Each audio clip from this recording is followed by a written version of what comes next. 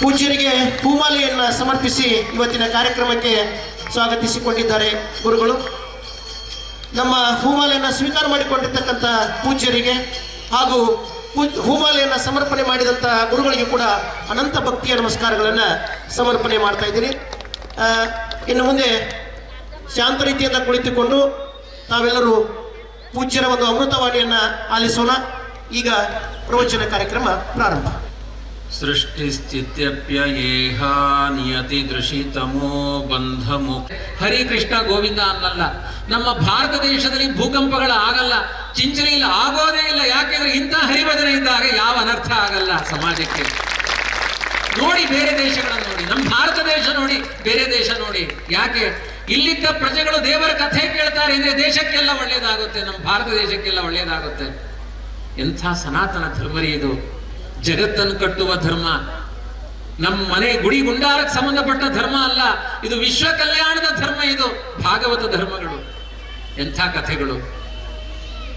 ಆ ಸಮಯದಲ್ಲಿ ವರಾಹನನ್ನ ಪ್ರಾರ್ಥನೆ ಮಾಡಿ ಕಶ್ಯಪರು ಜಗತ್ತನ್ನ ಮತ್ತೆ ತಂದು ನಿಲ್ಲಿಸ್ತಾರೆ. ಭೂಮಿಯಲ್ಲಿ ಮುಳುಗಿದ, ಈ ನೀರಿನಲ್ಲಿ ಮುಳುಗಿದ ಭೂಮಿ ಮತ್ತೆ ಬಂದು ಕೂತ್ಕೊಳ್ತು. ಆಮೇಲೆ ಎಲ್ಲ ವಾಣಿಜ್ಯ, ವ್ಯಾಪಾರ, ಸೃಷ್ಟಿ ಎಲ್ಲ ಆರಂಭ ಆಯ್ತು. ಅವತ್ತಿನ ಕಾಲದ ಮನು ಸ್ವಯಂಭೂ ಮನು, ಅವನಿಗೊಂದು ವೇದಿಕೆ ಬೇಕಾಯ್ತು ಸೃಷ್ಟಿ ಮಾಡ್ಲಿಕ್ಕೆ. ಬ್ರಹ್ಮದೇವರ ಮಗ ಸ್ವಯಂಭೂ ಮನು, ಅವನ ಹೆಂಡತಿ ಶತರೂಪಾದೇವಿ. ಅವರಿಬ್ಬರಿಗೆ ಬ್ರಹ್ಮ ಹೇಳ್ತಾನೆ, ನೋಡಪ್ಪ, ದೇವರು ಕೊಟ್ಟ ವೇದಿಕೆಯಲ್ಲಿ ಕರ್ತವ್ಯಗಳನ್ನು ಮಾಡಿ ಸೃಷ್ಟಿ ಮುಂದುವರಿಸಿ. ಗಂಡು ಹೆಣ್ಣಿನ ಸಂಬಂಧದಿಂದ ಸೃಷ್ಟಿ ಆರಂಭವಾಗಿದ್ದೆಲ್ಲಿ ಅಂದ್ರೆ ಮನುವಿನ ಮೂಲಕ. ಇವತ್ತೆಲ್ಲ ಬೈತಾರೆ ಮನುವಾದಿಗಳು. ಮನು ಏನೂ ಅನ್ಯಾಯ ಮಾಡಿಲ್ಲ ರೀ ಸಮಾಜಕ್ಕೆ. ಇವತ್ತು ಅರ್ಧ ಸಂವಿಧಾನ, ಯಾರ್ಯಾರೋ ಸಂವಿಧಾನ ಶಿಲ್ಪಿಗಳು ಅಂತ ತುಂಬಾ ಹೇಳ್ತಾರೆ. ಅರ್ಧಕ್ಕರ್ಧ ಸಂವಿಧಾನ ಮನು ಹೇಳಿದ ಸಂಸ್ಕಾರಗಳೇ ಇದೆ. ದಾಯಾದಿ ವಿಭಾಗ ಇದೆ, ಹೆಣ್ಣು ಗಂಡಿನ ಸಂಬಂಧಗಳು ಹೇಗೆ ಅಂತಿದೆ. ಅರ್ಧಕ್ಕರ್ಧ ಮನುವಿನ ಚಿಂತನೆಗಳೇ ಇದೆ. ನಮಗೆ ಬೇಕಾದ ಹಾಗೆ ಮಾರ್ಪಾಡು ಮಾಡಿಕೊಂಡಿದ್ದೇವೆ. ಅದು ತಪ್ಪದು. ಮನುವಿನ ವಿಚಾರಗಳಲ್ಲಿ ದೇಶಕ್ಕೆ ಹಾನಿಕಾರಕವಾದ ಯಾವ ಸಂಗತಿಗಳು ಇಲ್ಲ. ನೀವು ಪುಸ್ತಕ ಓದಬೇಕು, ಯಾರದೋ ತಲೆಯಲ್ಲಿ ಬಂದ ಪಿತ್ತದ ಭಾಷಣಗಳನ್ನು ಕೇಳಬಾರದು. ಪಿತ್ತದ ವಿಕಾರದ ಭಾಷಣ ಅದು. ಮನುವಿನಿಂದ ಹಾನಿ ಆಗಿಲ್ಲ ಜಗತ್ತಿಗೆ. ಸ್ವಯಂಭೂ ಮನು ದೇಶ ಕಟ್ಟಿದ, ಸೃಷ್ಟಿ ಆರಂಭ ಮಾಡಿದ, 5 ಜನ ಮಕ್ಕಳನ್ನು ಪಡೆದ ಶತರೂಪಾದೇವಿಯಿಂದ. ಪ್ರಿಯವ್ರತ, ಉತ್ತಾನಪಾದ, ಆಕೂತಿ, ಪ್ರಸೂತಿ, ದೇವಹೂತಿ. ನೆನ್ಪಿಟ್ಕೊಳ್ರಿ, ಮತ್ತೆ ನಾಳೆಗೂ ಬೇಕಾಗುತ್ತೆ. ಮೊದಲನೇ ಮಗ ಸ್ವಯಂಭೂ ಮನುವಿನ ಮೊದಲನೇ ಮಗ ಪ್ರಿಯೋವ್ರತ, 2ನೇ ಮಗ ಉತ್ತಾನಪಾದ, 2 ಗಂಡು ಮಕ್ಕಳು, 3 ಹೆಣ್ಣು, ಆಕೂತಿ, ಪ್ರಸೂತಿ, ದೇವಹೂತಿ. ಆ ದೇವಹೂತಿ ಕತೆ ಹೇಳ್ತಾರೆ. ಈ ಮನು ಯಾವಾಗಲೂ ಹರಿ ಕತೆ ಹೇಳ್ತಿದ್ದ ಮಕ್ಕಳಿಗೆ. ಮನೆಯಲ್ಲಿ ಸಂಧ್ಯಾಕಾಲದಲ್ಲಿ ತಾಳ ಹಿಡ್ಕೊಂಡು ಭಜನೆ ಮಾಡಬೇಕು. ಇವತ್ತೇನಾಗಿದೆ, 1 ಲಕ್ಷ 2 ಲಕ್ಷದ ಟಿವಿ ಬಂದು ಮೇಲ್ ಕೂತಿರುತ್ತೆ ತಲೆ ಮೇಲೆ. ಅದು ಕಲಿ ಸ್ವರೂಪ. ಯಾರಾದ್ರೂ ಮನೆಗೆ ಗುರುಗಳು ಬಂದ್ರೆ ಅವ್ರು ಕೆಳಗೆ ಕೊಡ್ತಾರೆ, ಅವ್ರ ತಲೆ ಮೇಲೆ ಟಿವಿ ಕೂತಿರುತ್ತೆ. ಅದು ಟಿವಿ ತತ್ವ ವಿರೋಧಿ. ಭಾಗವತದ ಕಥೆಗೆ ವಿರೋಧ ಮಾಡ್ಲಿಕ್ಕೆ ಇದೆ. ಟಿವಿ ಕೂತಿರುತ್ತೆ. ನಮ್ಮ ಹೆಣ್ಮಕ್ಳು ಅದಕ್ಕೆ ಪೂಜೆ ಬೇರೆ, ಕರ್ಟನ್ ಹಾಕ್ತಾರೆ, ಅದಕ್ಕೆ ವಸ್ತ್ರಂ ಸಮರ್ಪಯಾಮಿ. ಆಮೇಲೆ ಅದಕ್ಕೆ ಹೂವ ಇಡ್ತಾರೆ, ಪ್ಲಾಸ್ಟಿಕ್ ಹೂವು, ಪುಷ್ಪಂ ಸಮರ್ಪಯಾಮಿ. ಆಮೇಲೆ ಅದಕ್ಕೆ ಮಂಗಳಾರತಿ ಮಾಡ್ತಾರೆ, 2 ರಿಮೋಟ್ ಹಿಡ್ಕೊಂಡು ಹಿಂಗಿಂಗ್ ಅಂತಾರೆ. ನೈವೇದ್ಯ ಬಾಳೆಹಣ್ಣು ಒಂದು ಇಡಂಗಿಲ್ಲ ಅಷ್ಟೆ. ಎಲ್ಲ ಪೂಜೆ ಆ ಟಿವಿಗೆ ಮಾಡಬೇಡ್ರಿ. ಒಂದು ತಾಳ ತನ್ನಿ, ಸಂಧ್ಯಾಕಾಲ ಎಲ್ಲ ಸೇರಿ ಮನೆ ತುಂಬ ರಾಮ ಕೃಷ್ಣ ಗೋವಿಂದ ಅಂತ ಭಜನೆ ಮಾಡಿ. ನಿಮ್ಮ ಕುಲ ಎಲ್ಲ ಉದ್ಧಾರ ಆಗುತ್ತೆ, ಮನೆಗೆಲ್ಲ ಅನಿಷ್ಟ ಪರಿಹಾರ ಆಗುತ್ತೆ. ನಮ್ಮ ಸನಾತನ ಧರ್ಮ ಉಳಿಬೇಕು ಅಂದ್ರೆ ಮನೆಯಲ್ಲಿ ಜಾಗಟೆ ಶಬ್ದ ಕೇಳಬೇಕು, ಶಂಖನಾದ ಕೇಳಬೇಕು, ತಾಳ ಕೇಳಬೇಕು, ಭಜನೆ ನಡೀಬೇಕು. ಮಕ್ಕಳ ಹೃದಯದಲ್ಲಿ ಹರಿನಾಮ ಇರಬೇಕು. ಅವಾಗ ಸಮಾಜ ಕ್ಷೇಮ ಆಗುತ್ತೆ. ಇದರ ಮೊದಲನೆಯ ಆಂದೋಲನಕರ್ತ ಸ್ವಯಂಭೂ ಮನು. ಆ ಸ್ವಯಂಭೂ ಮನು ಹೇಳ್ತಾನೆ, ಮಕ್ಕಳೇ ಬನ್ನಿ, ನಾವೆಲ್ಲ ಭಜನೆ ಮಾಡೋಣ, ದೇವ ಮಂದಿರಕ್ಕೆ ಹೋಗಬೇಕು. ಈ ಸ್ವಾರ್ಥಗಳಿಗೋಸ್ಕರ ಬದುಕಿಲ್ಲ, ಕರ್ತವ್ಯ ಮಾಡ್ಲಿಕ್ಕೆ ದೇವರು ಮನೆ ಕೊಟ್ಟಿದ್ದಾನೆ. ಒಳ್ಳೆ ಕೆಲಸ ಮಾಡಿ ಅಂತ ದೇವರು ನಮಗಿಂತ ಆಶಯ ಕೊಟ್ಟಿದ್ದಾನೆ, ಈ ದೇಹ ಕೊಟ್ಟಿದ್ದಾನೆ, ಆರೋಗ್ಯ ಕೊಟ್ಟಿದ್ದಾನೆ, ಬುದ್ಧಿ ಕೊಟ್ಟಿದ್ದಾನೆ. ಅವನಿಗೆ ಅರ್ಪಣೆ ಮಾಡಲಿಲ್ಲ ಅಂದ್ರೆ ನಾವು ಮೂರ್ಖರಾಗಿ ಬಿಡ್ತೇವೆ. ಈ ಪಾಠ ಮಾಡಿದ ಮಕ್ಕಳಿಗೆ ಎಷ್ಟು ಪ್ರಭಾವ ಆಯ್ತು ಗೊತ್ತಾ. ಮಕ್ಕಳನ್ನ ನಾವು ಹಾಳು ಮಾಡ್ತೇವೆ. ನನ್ನ ಮಗ ಇಂಜಿನಿಯರ್ ಓದಬೇಕು, ಅಮೇರಿಕಕ್ಕೆ ಹೋಗಬೇಕು, ಬರೀ ಕೆಲವರು ಹೇಳೋದು. ಬೆಂಗಳೂರು ಮೈಸೂರಲ್ಲಿಲ್ಲ. I am very happy. ಏನು ಹ್ಯಾಪಿ? 2 ಮಕ್ಕಳಿದ್ರು, ಒಂದು ಆಸ್ಟ್ರೇಲಿಯಾ, ಒಂದು ಸಿಂಗಪೂರ್ ಅನ್ನುತ್ತೆ. ಆಮೇಲೆ ಇವ್ರು ಹೆಣ ಬಿದ್ದ ಮೇಲೆ 7 ದಿನ ಆದ್ರೂ ಬರಲ್ಲ ಹೆಣ ಎತ್ತಲಿಕ್ಕೆ. ಆ ಮಕ್ಕಳು ತಗೊಂಡು ಏನ್ ಮಾಡ್ತೀರಿ? ಹರಿ ಕೃಷ್ಣ ಅನ್ನುವ ಮಕ್ಕಳು ಮನೆಯಲ್ಲಿದ್ದು ಸಾಯೋ ತನಕ ಅಪ್ಪ ಅಮ್ಮನಿಗೆ ಆಸರೆ ಆಗ್ತಾರೆ, ಬೆನ್ನು ಕೊಡ್ತಾರೆ. ಇದು ಹರಿನಾಮದ ಪಾಠದಿಂದ ಆಗುವ ಪ್ರಭಾವ. ಬರೀ ಲೌಕಿಕ ವಿದ್ಯೆಗೆ ಮಕ್ಕಳನ್ನು ಮಾರಾಟ ಮಾಡಬೇಡ್ರಿ. ದೇಶ ದೇಶಗಳಿಗೆ ಹರಿಭಕ್ತಿಯನ್ನು ಹುಟ್ಟಿಸ್ರಿ ಮನೆ ಮನೆಗಳಲ್ಲಿ. ಸಾಯಂಕಾಲ ಆದಾಗ 100 ರೂಪಾಯಿ ತಾಳ ತಂದಿಡ್ರಿ. 1 ಲಕ್ಷದ ಟಿವಿ ಇದ್ಕೊಳ್ಳಿ ಎತ್ತಲಾಗಿ. 100 ರೂಪಾಯಿ ತಾಳ ಇಲ್ಲ ಇವತ್ತು ಮನೆಯಲ್ಲಿ, ಒಂದು ಶಂಕನಾದ ಇಲ್ಲ. ಎಲ್ರಿ ಈ ದೇಶಕ್ಕೆ ಹಿತ ಆಗಬೇಕು? ಕೆಟ್ಟ ಕೆಟ್ಟ ಸರ್ಕಾರ ಬರುತ್ತೆ, ಸಮಾಜ ಹಾಳು ಮಾಡುತ್ತೆ, ದಾರಿದ್ರ್ಯದಲ್ಲಿ ಒದ್ದಾಡುತ್ತೆ ನಮ್ಮ ದೇಶ. ಯಾಕೆ ಅಂದ್ರೆ ಅಂಥವ್ರನ್ನ ಆಯ್ಕೆ ಮಾಡೋರು ನಾವೇ ಆಗಿದ್ದೇವೆ. ಹರಿಭಜಕರಿಗೆ ಸ್ಥಾನಮಾನ ಅಂತ ಮಾಡ್ರಿ, ಸೋಲ್ತಾರವರು. ಒಬ್ಬೊಬ್ರು ಶಾಪ ಸಾಕು ದುಷ್ಟರ ನಿಗ್ರಹಕ್ಕೆ. ಮನೆಯಲ್ಲಿ ಮಾಡುವ ನಾವು ಹರಿ ಸಂಕೀರ್ತನೆ ಸಾಕು ನಮ್ಮ ದೇಶ ಕಟ್ಟಲಿಕ್ಕೆ. ಇದೆಲ್ಲ ಮನು ಹೇಳಿಕೊಡುವ ಸಂಸ್ಕಾರ. ಅವನ ಪ್ರಭಾವದಿಂದ ಕೊನೆ ಮಗಳು ಹೇಳ್ತಾಳೆ, ಅಪ್ಪ ನಾನು ರಾಜನ ಮಗಳು, ನನಗೆ ರಾಜಕುಮಾರನಿಗೆ ದಾನ ಮಾಡಬೇಡ, ಯಾರು ಹರಿಭಕ್ತ ಇದ್ದಾನೆ ಅವನಿಗೆ ದಾನ ಮಾಡಿ. ಅಪ್ಪನಿಗೆ ಖುಷಿ ಆಯ್ತು. ಎಂಥ ಮಗಳೇ, ಪರಿವರ್ತನೆ ನಿಂದು, ಅಂಥವನೇ ಹುಡುಕ್ತೀನಿ. ಎಂಥವನಾಗಬೇಕು? ಅವನು ಎಲ್ಲೇ ಕೂತಿರ್ಲಿ ಹೃದಯದಲ್ಲಿ ದೇವರನ್ನು ನೋಡಿರಬೇಕು ಅವನು. ಇವತ್ತು ದೆವ್ವ ನೋಡೋರೇ ಇಲ್ಲ, ದೇವ್ರನ್ನ ನೋಡೋರು ಎಲ್ಲಿದ್ದಾರೆ? ಅವಳು ಚಾಲೆಂಜ್, ಹೃದಯದಲ್ಲಿ ದೇವರನ್ನು ನೋಡಿದವ ನನ್ನ ಗಂಡ ಆಗ್ಬೇಕು. ಕೊನೆಗೆ ಮನು ಹೋಗಿ ಕೇಳ್ತಾನೆ ನಾರದರ ಹತ್ತಿರ, ನನ್ನ ಮಗಳಿಗೆ ಒಂದು ಒಳ್ಳೆ ಗಂಡು ಬೇಕು, ಎಲ್ಲಿದ್ದಾಳೆ? ಸಿದ್ಧಪುರಿ ಅಂತ ನಮ್ಮ ಭಾರತ ದೇಶದಲ್ಲಿ ಮಾತೃಗಯ ಅಂತ ಕರೆದಿದ್ದಾರೆ. ಸಿದ್ಧಪುರಿ ಅಂತ ಅದಕ್ಕೆ ಹೆಸರು. ಅಲ್ಲಿ ಕಪಿಲ ರೂಪಿಯಾದ ಪರಮಾತ್ಮನ ಅವತಾರ ಆಗುವ ಕ್ಷೇತ್ರ. ಅಲ್ಲಿ ಇವಳ ಗಂಡ ಇದ್ದಾನೆ ಅಂತ ನಾರದರು ಸ್ವಯಂಭೂ ಮನೆಗೆ ಹೇಳ್ತಾರೆ. ಕರ್ಕೊಂಡು ಹೋಗ್ತಾನೆ ಮಗಳನ್ನು. ಅವರು ಜಟೆಗಟ್ಟಿದ ವೃದ್ಧಾಪ್ಯದ ಬಡ ಬ್ರಾಹ್ಮಣ, ಗುಡಿ ಇಲ್ಲ, ಗುಂಡಾರ ಇಲ್ಲ ಅವನಿಗೆ. ಬಯಲಿನಲ್ಲಿ ಕುಳಿತು ಹರಿ ಹರಿ ಹರಿ ಅಂತ ಧ್ಯಾನ ಮಾಡ್ತಾ ಇದ್ದಾನೆ. ನೋಡು, ಹರಿಭಕ್ತರು ಹಿಂಗಿರ್ತಾರೆ. ಸಾಫ್ಟ್ವೇರ್ ಬೇಕಾ, ಹರಿಭಕ್ತರು ಬೇಕಾ, ನಿಶ್ಚಯ ಮಾಡ್ಕೋ ಅಂತ ದೇವಹೂತಿಗೆ ಸ್ವಯಂಭೂಮನು ತೋರಿಸ್ತಾನೆ. ದೇವಹೂತಿ ಹೇಳ್ತಾಳೆ, ಎಲ್ಲಾ ಸುಖಗಳು ಸ್ಮಶಾನದ ತನಕ, ಹರಿಭಕ್ತಿ ಮೋಕ್ಷದ ತನಕ. ನನಗೆ ಈ ಗಂಡ ಇರಲಿ, ಆ ಗಂಡ ಬೇಡ ಅಂತಾಳವಳು. ನನ್ಗೆ ಸುಖದ ಗಂಡ ಬೇಡ. ದೇವರ ಧ್ಯಾನ ಮಾಡುವುದರ ಮುಂದೆ ಇನ್ಯಾವ ಸುಖ ಇಲ್ಲ. ಮನುವಿಗೆ ಮನಸ್ಸು ಬದಲಾಗುತ್ತೆ. ಮೊದಲು ಮಕ್ಕಳನ್ನು ಪರಿವರ್ತನೆ ಮಾಡ್ತಾರೆ, ಆಮೇಲೆ ಮಕ್ಕಳಿಂದ ಪರಿವರ್ತಿತರಾಗ್ತಾರೆ. ಆ ಮಗಳ ಪ್ರಭಾವ ಅಪ್ಪನಲ್ಲಿ ಬೀಳುತ್ತೆ. ಅಯ್ಯೋ, ಇಂಥ ತಪಸ್ವಿ ನನ್ನ ಮಗಳು, ನಾನು ಈ ತರ ತಪಸ್ವಿ ಆಗಬೇಕು ಅಂತ ಆಲೋಚನೆ ಮಾಡ್ತಾನೆ ಅಪ್ಪ. ಅಪ್ಪನಿಗೆ ಆದರ್ಶವನ್ನು ಹೇಳುವ ಮಕ್ಕಳನ್ನ ಪಡಿರಿ ಅಂತ ಪಾಠ ಹೇಳುತ್ತೆ ನಮ್ಮ ಭಾರತೀಯ ಸಂವಿಧಾನ. ಮಕ್ಕಳಿಗೆ ನಾವು ನೀತಿ ಹೇಳಿಲ್ಲ ಅಂದ್ರೆ ಮಕ್ಕಳಿಂದ ಯಾವ ನೀತಿ ಕೇಳಬೇಕು ನಾವು? ಎಂಥ ಅದ್ಭುತವಾದ ಸಂದೇಶಗಳಿದೆ ಬಂಧುಗಳೇ. ಭಾಗವತ ಹೆಜ್ಜೆ ಹೆಜ್ಜೆಗೆ ನಮ್ಮ ಬದುಕನ ಬಂಧುವಿನಂತೆ ತಿದ್ದುತ್ತೆ. ಅವಿಜ್ಞಾತ ಸಖನಾಗಿ, ತಿಳಿಯದ ಗೆಳೆಯನಾಗಿ ದೇವರು ಬರ್ತಿರ್ತಾನೆ ಜೊತೆಗೆ ಭಾಗವತದ ಮೂಲಕ. ಕೊನೆಗೆ ಆ ಸ್ವಯಂಭೂಮನು ಕರ್ದಮ ಅನ್ನುವ ಒಬ್ಬ ಋಷಿಶ್ರೇಷ್ಠನಿಗೆ ತನ್ನ ಮಗಳಾದ ದೇವಹೂತಿಯನ್ನ ದಾನ ಮಾಡ್ತಾನೆ. ಆ ಕರ್ದಮ ಪ್ರಜಾಪತಿ ಮುಂದಿನ ಸೃಷ್ಟಿಗೆ ಬೇಕಾದ ಒಂದು ಹೆಣ್ಣು ಬೇಕು ಅಂತ ಜಪ ಮಾಡ್ತಿರ್ತಾನೆ. ಸಿಕ್ಕಿದಾಗ ಸಂತೋಷ ಆಗುತ್ತೆ. ನೋಡಿ, ನಮ್ಮ ಸಂಕಲ್ಪಗಳು ಒಳ್ಳೇದಿದ್ರೆ ದೇವರೇ ನಮ್ಮ ಪಾದದ ಬುಡಕ್ಕೆ ಹಾಕ್ತಾನೆ. ಅದನ್ನ ನಮ್ಮ ಮನಸ್ಸು ಸರಿ ಇರಬೇಕು, ನಮ್ಮ ಸಂಕಲ್ಪ ಸರಿ ಇರಬೇಕು. ಎಲ್ಲಿಂದಲೋ ಒದಗಿಸ್ತಾನೆ ದೇವರು. ಅವನನ್ನು ನಂಬ್ರಿ. ಕಿಮಲಭ್ಯಂ ಭಗವತಿ ಪ್ರಸನ್ನೆ ಶ್ರೀನಿಕೇತನೆ. ದೇವರ ಕಣ್ಣು ತೆರೆದ್ರೆ ನಮಗೆ ಯಾವ ಸಿಗಲ್ಲ ಹೇಳಿ? ಸರ್ವಸ್ವ, ನಮ್ಮ ಬದುಕಿನ ಸರ್ವಸ್ವ ಆ ಗೋವಿಂದ, ಆ ಕೃಷ್ಣ. ಆ ನಂಬಿಕೆಯಿಂದ ಒಬ್ಬ ರಾಜ ಮನೆತನದ ಕನ್ಯೆ ಅವನ ಪಾದದ ಬುಡಕ್ಕೆ ಬಂದು ಬಿದ್ಲು ಅಂದ್ರೆ ರಾಜತ್ವ ದೊಡ್ಡದು, ದೇವತ್ವ ದೊಡ್ಡದು, ಭಗವತ್ ಚಿಂತನೆ ದೊಡ್ಡದು. ಇದನ್ನು ಪಾಠ ಮಾಡಿದ್ದಾಳೆ ದೇವಹೂತಿ. ಕೊನೆಗೆ ಆ ದೇವಹೂತಿ ಮದುವೆ ಆದ್ಮೇಲೆ ಕೇಳ್ತಾಳೆ, ನಿಂದು ವೃದ್ಧಾಪ್ಯದ ದೇಹ, ನನ್ನದು ಯೌವನದ ದೇಹ. ನಿನ್ನಿಂದ ನಾನು ಸಂತಾನ ಪಡಿಬೇಕು, ಸಮಾಜಕ್ಕೆ ಒಳ್ಳೇದಾಗಬೇಕು ಅನ್ನೋ ಅಪೇಕ್ಷೆ ಇದೆ. ಇದನ್ನು ಈಡೇರಿಸ್ತೀಯಾ ಅಂತ ಕೇಳ್ತಾಳೆ. ಅವನು ಹೇಳ್ತಾನೆ, ನನ್ನಪ್ಪ ಸಾಕ್ಷಾತ್ ಶ್ರೀಮನ್ನಾರಾಯಣ, ನಿನ್ನಂತ ಹೆಂಡತಿ ಸಿಕ್ತಿ, ಜಗತ್ತಿಗೆ ಕಲ್ಯಾಣ ಆಗುತ್ತೆ ಅವಳ ಮೂಲಕ ಅಂತ ಮೊನ್ನೆ ತಾನೇ ಬಂದು ಪಾಠ ಮಾಡಿ ನನ್ನ ತಪಸ್ಸಿಗೆ ಮೆಚ್ಚಿ ಕಣ್ಣೀರು ಹಾಕಿ ಹೋದ. ಆನಂದದ ಕಣ್ಣೀರನ್ನು ಹಾಕಿ ಹೋದ ದೇವರು. ಅವನು ಕಣ್ಣೀರು ಹಾಕಿದ ಜಾಗ ಒಂದು ಸರೋವರ ಆಗಿದೆ, ಬಿಂದು ಸರೋವರ ಅಂತ. ಅಲ್ಲಿ ಮಿಂದು ಬಾ, ಸ್ನಾನ ಮಾಡಿ ಬಾ, ನಿನಗೂ ಯೌವನ ಬರುತ್ತೆ, ನನಗೂ ಯೌವನ ಬರುತ್ತೆ. ದೇವರ ಕಥಾ ಬಿಂದುವಿನಲ್ಲಿ ಸ್ನಾನ ಮಾಡ್ತಾಳೆ, ಆ ಕಣ್ಣೀರಿನ ಆನಂದದ ಬಿಂದುವಿನಲ್ಲಿ ಸ್ನಾನ ಮಾಡ್ತಾಳೆ. ದೇವಹೂತಿಗೂ ನವಯೌವನ ಬರುತ್ತೆ, ಕರ್ದಮರಿಗೂ ನವಯೌವನ ಬರುತ್ತೆ. ನೂರಾರು ರೂಪಗಳಿಂದ 16 ವರ್ಷದ ತಾರುಣ್ಯವನ್ನು ಧರಿಸಿ ದೇವಲೋಕದ ವಿಮಾನದಲ್ಲಿ 14 ಲೋಕಗಳನ್ನು ಸಂಚಾರ ಮಾಡ್ತಾರೆ. ಎಂಥ ಪಿಕ್ನಿಕ್ ರೀ ಇದು! ಯಾವ ಸಾಫ್ಟ್ವೇರ್ಗೂ ಇರುವುದಿಲ್ಲ, ಯಾವ ಇಂಜಿನಿಯರಿಗೂ ಇರುವುದಿಲ್ಲ. ಒಬ್ಬ ಬ್ರಹ್ಮಜ್ಞಾನಿಗೆ ಸಿಕ್ಕ ಸುಖ ಅದು ಅನನ್ಯವಾದ ಸುಖ. ಅಂತಹ ಸುಖದಲ್ಲಿ ಎಲ್ಲ ಕಡೆ ವಿಹಾರ ಮಾಡ್ತಾರೆ.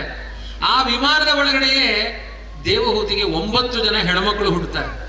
ಇವತ್ತು ಯಾರೋ ಅಷ್ಟು ಹೊಡಿಲಿಕ್ಕೆ ಹೋಗಲ್ಲ, 1 2 ಸಾಕು ಅಂತ. 10 ಜನ ಮಕ್ಕಳನ್ನು ಹೊಡೆದರೆ ಮೋಕ್ಷ ಸಿಗುತ್ತಂತೆ. ನೋಡ್ರಿ, ಈ ಜನ್ಮದಲ್ಲಿ ಇಲ್ಲ ಅಂದ್ರೆ ಮುಂದಿನ ಜನ್ಮದಲ್ಲಿ ಪ್ರಯತ್ನ ಮಾಡಿ. ಅಷ್ಟು ಅವಳಿಗೆ ಆ ಸಂತೋಷ ಮಕ್ಕಳನ್ನು ಪಡೆಯೋದ್ರಲ್ಲಿ. ವಿಮಾನದಲ್ಲೇ ಮಕ್ಕಳಾಗ್ತಾರೆ. ಸಪ್ತರ್ಷಿಗಳಿಗೆ ಅಲ್ಲೇ ಕನ್ಯಾದಾನ ಮಾಡ್ತಾರೆ. ವಿಮಾನ ಹಾರ್ಕೊಂಡು ಸಪ್ತರ್ಷಿ ಮಂಡಲಕ್ಕೆ ಹೋಗುತ್ತೆ. ಎಲ್ಲ ದೇವ ವಿಚಾರ ಇದೆ. ಸಪ್ತರ್ಷಿ ಮಂಡಲದಲ್ಲಿ ಆ ಸಪ್ತರ್ಷಿಗಳಿಗೆ ಕನ್ಯಾದಾನ ಮಾಡ್ತಾಳೆ. ಕೊನೆ ಕರೆದವರು ನಾನು ಕಾಡಿಗೆ ಹೋಗ್ತೀನಿ ದೇವರ ಧ್ಯಾನ ಮಾಡ್ಲಿಕ್ಕೆ ಅಂತಾರೆ ದೇವಹೂತಿಯ ಗಂಡ. ಸ್ವಾಯಂಭೂಮನುವಿನ ಕೊನೆಯ ಮಗಳು ದೇವಹೂತಿ. ಗಂಡ ಕರ್ದಮ ತಪಸ್ಸಿಗೆ ಹೋಗ್ತೀನಿ ಅಂದ್ರೆ ದೇವಹೂತಿ ಕೇಳ್ತಾಳೆ, 9 ಹೆಣ್ಮಕ್ಕಳನ್ನು ಹಡೆದಿದ್ದೀನಿ, 1 ಗಂಡು ಮಗು ಬೇಕು ಅಂತ ಕೇಳ್ತಾಳೆ. ಅವಾಗ ಕರ್ದಮರು ಹೇಳ್ತಾರೆ, ನಿನ್ನ ಸಂಕಲ್ಪ ಅತ್ಯಂತ ಪರಿಶುದ್ಧವಾಗಿದೆ. ಹಿಂದೆ ದೇವರು ನನಗೆ ದರ್ಶನ ಕೊಟ್ಟಾಗ ಹೇಳಿದ್ದಾನೆ, 10ನೆಯ ಮಗನಾಗಿ ನಾನೇ ಅವತಾರ ಮಾಡ್ತೀನಿ ಅಂತ ದೇವರು ಹೇಳಿದ್ದಾನೆ. ಆ ಭಯಕ್ಕೆ ಪೂರ್ಣ ಆಗುತ್ತೆ, ಹೆದರಬೇಡ ಅಂತಾರೆ. ಅವರಿಬ್ಬರ ಸಮಾಗಮದಿಂದ ಶಂಖಚಕ್ರದ ಗದಾಧಾರಿಯಾದ ಸಾಕ್ಷಾತ್ ಶ್ರೀಮನ್ನಾರಾಯಣನೇ ಕಪಿಲನಾಗಿ ಅವತಾರ ಮಾಡ್ತಾನೆ. ಇದನ್ನು ಕಪಿಲಾವತಾರ ಅಂತ ಕರೀತಾರೆ.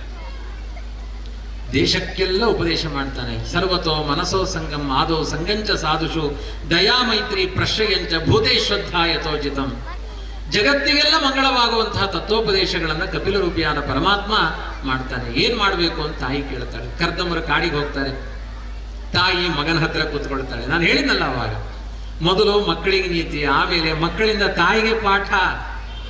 ಈಗ ತಾಯಿಗೆ ಪಾಠ ಹೇಳುವ ಮಗ ಯಾರು ಅಂದ್ರೆ ಸಾಕ್ಷಾತ್ ಭಗವಂತನೇ ಮಗನಾಗಿ ಬಂದು ತಾಯಿಗೆ ಪಾಠ ಹೇಳ್ತಾನೆ. ಏನೇನ್ ಮಾಡಬೇಕು, ನಸಕ್ಲೆ ಮುಂಜಾವದಲ್ಲಿ ಬೇಗ ಹೇಳ್ರಿ ಅಂತ ಮೊದಲು ದೇವರ ಪಾಠ. ಸೂರ್ಯೋದಯ ಆದಾಗ ಹಾಸಿಗೆಯಲ್ಲಿ ಇರಬಾರದು, ನಮ್ಮ ದೇಹದ ಆರೋಗ್ಯ ಎಲ್ಲ ಹಾಳಾಗಿ ಹೋಗುತ್ತೆ. ಸೂರ್ಯೋದಯಕ್ಕಿಂತ ಮೊದಲು ಕಾಗೆಗಳು ಹೇಳುತ್ತೆ, ಗುಬ್ಬಚ್ಚಿಗಳು ಹೇಳುತ್ತೆ, ನಾಯಿಗಳು ಹೇಳುತ್ತೆ, ಕೋಳಿಗಳು ಹೇಳುತ್ತೆ. ಮನುಷ್ಯ ಹೇಳಲ್ಲ ಅಂದ್ರೆ ಅದಕ್ಕಿಂತ ಕಡೆ ಆಗುತ್ತಾನೆ. ಬೇಗ ಹೇಳ್ರಿ. ರಾತ್ರಿ ತನಕ ಮಾಡುವ ಎಲ್ಲಾ ಕರ್ತವ್ಯಗಳನ್ನ ದೇವರ ಕಪಿಲ ಹೇಳ್ತಾನೆ. ಈ ದೇಹ ತಾಯಿಯ ಗರ್ಭಕ್ಕೆ ಬರುವುದು ಎಷ್ಟು ಕಷ್ಟ ಗೊತ್ತಾ? ಸತ್ ಮೇಲೆ ಏನಾಗ್ತೀವಿ ಅಂತ ಪಾಠ ಮಾಡ್ತಾ ಕಪಿಲ. ಸತ್ ಮೇಲೆ ಏನಾಗ್ತೀವಿ? ಇಲ್ಲಿಂದ ನೇರ ಸ್ವರ್ಗಕ್ಕೆ ಹೋಗ್ತೇವೋ ನರಕಕ್ಕೆ ಹೋಗ್ತೇವೋ ಅದು ಆಪ್ಷನ್. ಒಳ್ಳೆ ಕೆಲಸ ಮಾಡಿದವರಿಗೆ ಸ್ವರ್ಗ, ಕೆಟ್ಟ ಕೆಲಸ ಮಾಡಿದವರಿಗೆ ನರಕ. ಬಹುತೇಕ ನರಕಕ್ಕೆ ಹೋಗ್ತಾರೆ. ಅಲ್ಲಿಂದ ಮತ್ತೆ ಎಲ್ಲಿ ಹೋಗ್ತಾರೆ? ಊರ್ಧ್ವ ಲೋಕಗಳಿಗೆ ಹೋಗ್ತಾರೆ. ಮೇಘಲೋಕ, ಅಭ್ರಲೋಕ ಅಂತೆಲ್ಲ ಇದೆ. ಅಂದ್ರೇನು? ಮೋಡಗಳಲ್ಲಿ ಬಂದು ಜೀವರಾಶಿಗಳು ಸೇರ್ಕೊಳ್ತಾರೆ. ಸತ್ತ ಜೀವರಾಶಿಗಳೆಲ್ಲ ಮೋಡದ ನೀರಿನಲ್ಲಿ ಬಂದು ಸೇರ್ಕೊಳ್ತಾರೆ. ಅವಾಗ ನಿರ್ಣಯ ಮಾಡ್ತಾನ ದೇವರು, ಯಾರ್ಯಾರು ಎಲ್ಲೆಲ್ಲಿ ಹುಟ್ಟಬೇಕು. ಮೋಡದಲ್ಲಿ ಬಿತ್ತನೆ ಮಾಡಿರ್ತಾನೆ ಜೀವರಾಶಿಗಳನ್ನ. ಇದು ಚಿಂಚಿಲಿಯಲ್ಲಿ ಬೀಳಲಿ, ಇದು ಬೆಳಗಾವಲ್ಲಿ ಬೀಳಲಿ, ಇದು ಆಸ್ಟ್ರೇಲಿಯಾದಲ್ಲಿ ಬೀಳಲಿ, ಇದು ನ್ಯೂಜೆರ್ಸಿಯಲ್ಲಿ ಬೀಳಲಿ. ಮೋಡದ ಬಿತ್ತನೆಯಿಂದ ಜೀವರಾಶಿಗಳು ಧಾನ್ಯದ ಆ ನೀರಿನ ಹನಿಗಳಲ್ಲಿ ಬಂದು ಧಾನ್ಯದಲ್ಲಿ ಸೇರಿಕೊಳ್ತಾರೆ. ಆ ಧಾನ್ಯವನ್ನು ಪುರುಷ ತಿಂತಾನೆ, ಅದು ವೀರ್ಯವಾಗುತ್ತೆ, ತಾಯಿಯ ಗರ್ಭಕ್ಕೆ ಜೀವ ಸೇರಿಕೊಳ್ಳುತ್ತೆ. ಅದು ನಾಯಿಯ, ನರಿಯ, ಮನುಷ್ಯನ, ಪ್ರಾಣಿಯ, ಪಕ್ಷಿಯ ಅವರವರ ಕರ್ಮಕ್ಕನುಗುಣವಾಗಿ ಜೀವರಾಶಿಗಳು ಹುಟ್ಟನ್ನು ಪಡಿತಾರೆ. ಎಷ್ಟೋ ಪುಣ್ಯಚೇತನರು, ಎಷ್ಟೋ ಜನ್ಮ ಜನ್ಮಗಳ ಸಂಸ್ಕಾರ ಇದ್ದವರು ಒಳ್ಳೆಯವರ ಮನೆಯಲ್ಲಿ, ಹರಿಭಕ್ತರ ಮನೆಯ ಗರ್ಭದಲ್ಲಿ ಸೇರಿಕೊಳ್ತಾರಂತೆ. ಆ ಚೇತನರು ದೇವರು ಸೇರಿಸ್ತಾನೆ. ಯಾರ ತಂದೆ ಮಾಡಬೇಕು, ಯಾರನ್ನು ತಾಯಿ ಮಾಡಬೇಕು ಅಂತ ಅದು ಅವನ ಸಂಕಲ್ಪ. ಅವ್ರನ್ನ ಹೊಟ್ಟೆಯಲ್ಲಿ ಇಡ್ತಾನೆ. ಹೊಟ್ಟೆಯಲ್ಲಿ ಇಟ್ಟಾಗ ಆ ಜೀವರಾಶಿಗಳ ತಲೆ ಕೆಳಗಿರುತ್ತಂತೆ. ನೋಡಿ, ಇದೆಲ್ಲ ಕಥೆ ಕೇಳಿಸ್ಕೊಳ್ಳಿ, ಪ್ರಾಕ್ಟಿಕಲ್ ಆಗಿ ಹೇಳುತ್ತೆ ಭಾಗವತ. ಯಾವ ಪ್ರಾಣಿ ಪಕ್ಷಿಗಳು ಹುಟ್ಟಬೇಕಾದ್ರೂ ಮೊದಲು ಕಾಲು ಹೊರಗೆ ಬರುತ್ತೆ. ಮನುಷ್ಯ ಹುಟ್ಟಬೇಕಾದ್ರೆ ತಲೆ ಮೊದಲು ಹೊರಗೆ ಬರುತ್ತೆ. ಅರ್ಥ ಏನು? ಪ್ರಾಣಿ ಪಕ್ಷಿಗಳಿಗೆಲ್ಲ ಕಾಲಿನಲ್ಲಿ ಬಲ, ಮಾನವರಿಗೆ ತಲೆಯಲ್ಲಿ ಬಲ. ನನ್ನ ಆತ್ಮೋದ್ಧಾರ ಇರೋದು ನನ್ನ ತಲೆಯಲ್ಲಿ, ನನ್ನ ಕಾಲಿನಲ್ಲಿ ಅಲ್ಲ.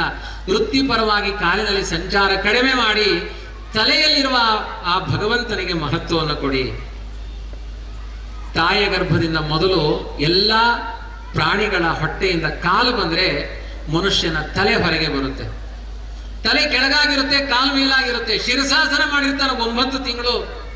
ತಾಯಿ ತಿನ್ನುವ ಆಹಾರ ಎಲ್ಲ ಮೈ ಚುಚ್ಚುತ್ತಾ ಇರುತ್ತೆ. ಅಳ್ಳಾಡ್ಲಿಕ್ಕಾಗಲ್ಲ, ಗರ್ಭದ ಚೀಲ ಸುತ್ತಾಕಿರುತ್ತೆ, ಜನ್ಮ ಜನ್ಮದಗಳ ಕಥೆ ನೆನಪಾಗುತ್ತೆ, ದುಃಖ ಆಗುತ್ತೆ, ಹೊರಗೆ ಬರ್ಲಿಕ್ಕಾಗಲ್ಲ, ಬೊಬ್ಬೆ ಹೊಡಿತಾನಂತೆ. ದೇವರೇ ಸಾಕು ಈ ವೇದನೆ, ಬೇಕು ನಿನ್ನ ಸಂವೇದನೆ, ದೇವರೇ ನೀನು ವಿಚಾರ ಬರಲಿ, ನನಗೆ ಈ ವೇದನೆ ತಡಲಿಕ್ಕಾಗ್ತಾ ಇಲ್ಲ. ಭಾಗವತ ಹೇಳುತ್ತೆ, 10,000 ಚೇಳು ಕಚ್ಚಿದ ದುಃಖ ತಾಯಿಯ ಗರ್ಭದಲ್ಲಿದ್ದ ಪ್ರತಿ ಚೇತನರಿಗಿದೆಯಂತೆ. ಎಷ್ಟು ದುಃಖ ಪಟ್ಟು ಬಂದಿದ್ದೇವ್ರಿ, ಸಾಯ್ಬೇಕಾದ್ರೂ ಅಷ್ಟೇ ದುಃಖ ಆಗುತ್ತಂತೆ, ಚೇಳು ಕಚ್ಚಿದ ದುಃಖ ಆಗುತ್ತಂತೆ. ಇಂಥ ಜನನ ಮರಣಗಳೆಂಬ ತಗ್ಗು ಮಿಟ್ಟೆಯಲ್ಲಿ ಬಂದಿದ್ದೇವೆ, ಭಯಂಕರ ವ್ಯಾಧಿಗಳಲ್ಲಿ ಬಂದಿದ್ದೇವೆ. ಜನನ ಅನ್ನೋದು ಒಂದು ರೋಗ, ಮರಣ ಅನ್ನೋದು ಒಂದು ರೋಗ. ನಡುವೆ ಯಾಕಿದ್ದೇವೆ ಅಂತ ಆಲೋಚನೆ ಮಾಡಬೇಕು. ದೇವರು ಇಷ್ಟು ಆಯುಷ್ಯ ಅಂತ ಕೊಟ್ಟಿದ್ದಾನೆ, ಕರೆನ್ಸಿ ಇದ್ದ ಹಾಗೆ. ಅದನ್ನು ಯಾವುದಕ್ಕೆ ವಿನಿಯೋಗ ಮಾಡಬೇಕು? ಒಳ್ಳೆ ಕರೆನ್ಸಿ ಅದು, ಯಾವುದಕ್ಕೆ ಸಮರ್ಪಣೆ ಮಾಡಬೇಕು, ಈ ಎಚ್ಚರ ಇರಲಿ. ಎಲ್ಲ ಕಪಿಲನ ಉಪದೇಶ. ತಾಯಿಯ ಗರ್ಭದಲ್ಲಿ ಅಷ್ಟು ವೇದನೆಯನ್ನು ಅನುಭವಿಸಿ ಹೊರಗಡೆ ಬರ್ತಾನೆ ಜೀವ. ಬಂದ ಮೇಲೆ ತಾಯಿ ತೊಡೆ ಮೇಲೆ ಮಲಗಿದಾಗ ಎಲ್ಲ ಮರ್ತು ಹೋಗುತ್ತಂತೆ. ಯಾಕೆಂದ್ರೆ ಬೆಚ್ಚಗಿರುತ್ತೆ, ಫುಷ್ಫುಲ್ ಬಾತ್ರೂಮು ಅದೇ, ಟಾಯ್ಲೆಟ್ಟು ಅದೇ, ಮೃಷ್ಟಾನ್ನ ಭೋಜನವೂ ಅಲ್ಲೇ, ಎಲ್ಲಾ ಸುಖಗಳು ಅಮ್ಮನ ತೊಡೆ ಮೇಲೆ. ಏನ್ ಲಾಲಿ ಏನು, ಅಮ್ಮನ ತೊಡೆ ಏನು, ಸುಖ ಏನು, ಎಲ್ಲಿ ತನಕ ಅದು ಇನ್ನೊಂದು ಮಗು ಹುಟ್ಟೋ ತನಕ. ಆಮೇಲೆ ತಾಯಿ ಏನ್ ಹೇಳ್ತಾಳೆ, ದಡಿಯ ಕೆಳಗಿಡಿ ಅಂತ ತಳ್ತಾಳೆ. ಅವಾಗ ಮಗು ತಲೆ ಕೆಡುತ್ತೆ, ಅಯ್ಯೋ ಎಷ್ಟು ಚೆನ್ನಾಗಿತ್ತು ಅಮ್ಮನ ತೊಡೆ ಅನ್ಕೊಂಡಿದ್ದೆ, ಇವಳೇನ್ ರಾಕ್ಷಸಿಗ ತಾಯಿ ಅನ್ಸುತ್ತೆ ಮಗುವಿಗೆ. ತಳ್ತಾಳೆ, ಮುಗಿತ. ಆಮೇಲೆ ಏನ್ ಮಾಡ್ತಾಳೆ, LKG UKG ತಗೊಂಡು ಶಾಲೆಗೆ ತಳ್ತಾಳೆ. ತಳ್ಳುವ ಕೆಲಸ ಆರಂಭ ಆಗಿದ್ದು ಇನ್ನೂ ಮುಗಿಲೇ ಇಲ್ಲ, ಎಲ್ಲೆಲ್ಲೋ ತಳಿಸ್ಕೊಳ್ತಾನೆ ಇದ್ದೆ. ಶಾಲೆಗೆ ತಳ್ತಾಳೆ. ತೊಡೆಯಲ್ಲಿದ್ದಾಗ ಅಮ್ಮನೇ ಸರ್ವಸ್ವ ಅಂದ ಮಗು ಶಾಲೆಗೆ ಹೋದಾಗ ಟೀಚರೇ ಸರ್ವಸ್ವ ಅನ್ನುತ್ತೆ. ಆಮೇಲೆ ಫ್ಯಾಕ್ಟ್ರಿಗೆ ತಳ್ತಾರೆ, ಮುಗೀತು, ಅಲ್ಲಿ ಶಾಲೆ ಮುಗೀತು, ಕೆಲ್ಸಕ್ಕೆ ಸೇರ್ತಾನೆ. ಆಮೇಲೆ ಹೆಂಡತಿ ಹೋಗ್ರಿ ಆಫೀಸಿಗೆ ಅಂತ ತಳ್ತಾಳೆ. ಅವ್ರು ಆಮೇಲೆ ನೀನ್ ರಿಟೈರ್ಡ್ ಆಯ್ತು ಹೋಗು ಮನೆಗೆ ಅಂತ ತಳ್ತಾರೆ. ಫುಟ್ಬಾಲ್ ರೀ ಈ ಮನುಷ್ಯ, ಅವ್ರು ತಳ್ತಾರೆ, ಇವ್ರು ತಳ್ತಾರೆ. ಕೊನೆಗೊಂದಿನ ದಂಟೆ ಹಿಡ್ಕೊಂಡು ಹೋಗ್ತಿರ್ತಾನೆ, ಒಂದು ಕೋರ್ ಹಿಡ್ಕೊಂಡು ಹೋಗ್ತಿರ್ತಾನೆ. ಬಿದ್ರೆ ನರಿನಾಯಿಗಳು ತಿಂದು ಹೋಗ್ಬೋದು, ಸುಟ್ರೆ ಬೂದಿ ಭಸ್ಮ ಆಗ್ಬೋದು. ಇಂಥ ದೇಹ ಯಾರಿಗೆ ಸಂಬಂಧಪಟ್ಟಿದೆ ಈ ದೇಹ? ಆದ್ರೂ ಮನುಷ್ಯನ ಆಸೆ ನೋಡಿ, 90 ವರ್ಷದ ಮುದುಕ ಕೋಲ್ ಹಿಡ್ಕೊಂಡು ಹೋಗ್ತಾ ಇದ್ದಾನೆ.